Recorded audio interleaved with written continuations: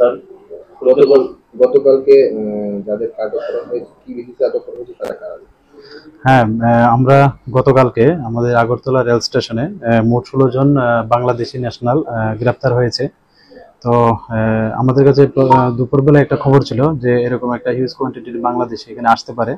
তারপর আমরা GRP, RPF, আমাদের বিএসএফ এবং আমাদের যারা সিস্টার এজেন্সিগুলো আছে আমরা সবাই ওইটা খবরটাকে শক আউট করার সব অ্যাম্বুশে বসে যাই, সব এন্ট্রি পয়েন্টগুলো আমাদের যে আগরতলা রেল স্টেশন, তখনই আমরা তাদেরকে গ্রেপ্তার করা হয়। তো এই নিয়ে আমাদের আগরতলা জিআরপি থানাতে একটা মামলা হয় তাদের এগেনস্টে, কারণ তারা অবৈধভাবে ভারতে প্রবেশ করে। তো আজকে আমরা তাদেরকে মহামান্য আদালতে প্রেরণ করছি।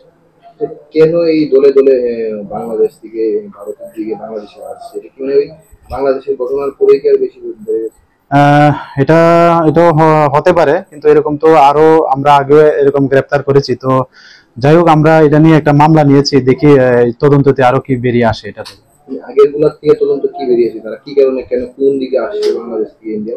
তারা তো ভারতের ত্রিপুরার বিভিন্ন প্রান্ত থেকে, একদম সাবরুম থেকে মানে আমাদের সিধাই পর্যন্ত যে বর্ডার আছে ওইগুলো তারা ইউজ করছে বেসিক্যালি, যারা আগরতলা রেল স্টেশনে আসছে। কেন আসছে তারা তো বলছে যে কাজের সন্ধানে, তো কিছু কিছু সাসপেক্টেডও আছে। তো আমরা ওইগুলিও খতিয়ে দেখছি, এখন পর্যন্ত দেখছি, দেখি আরো কি আছে। আরো অনেক আগরতলা রেল স্টেশনে এখন পর্যন্ত কত বাংলাদেশি আটক করেছে? এটা তো এখন একুরেট ঠিক বলা যাচ্ছে না, তবে আনুমানিক প্রায় 250-200 মতো হবে আনুমানিক। কালকে কতজনকে গ্রেফতার করা হয়েছে? কালকে মোট 16 জনকে। তাদের মধ্যে কি মানব পাচারকারী আছে কি? হ্যাঁ, তাদের মধ্যে আমরা যে দেখলাম এখানে 3 জন আছে যারা আগে ওইখানে ছিল। তো তারাই মানে তাদেরকে মানে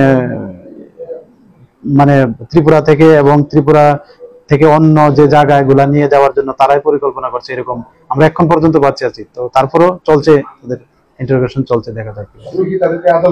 হ্যাঁ, আদালতে তোলা হবে। কতজন মহিলা?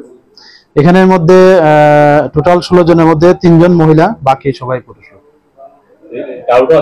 হ্যাঁ, এখানের মধ্যে 3 জন তারা বিডিটা আউটই, অ্যাকচুয়ালি তাদের বাড়ি বাংলাদেশে, কিন্তু এখানে পরিচয় দিয়েছে যে তারা ইন্ডিয়ান, এরকম আর কি। কিন্তু আমরা দেখি যে তারা বাংলাদেশি। হ্যাঁ, তাদের কাছে বাংলাদেশের যে পরিচয়পত্র কিছু ডকুমেন্ট পাওয়া গেছে।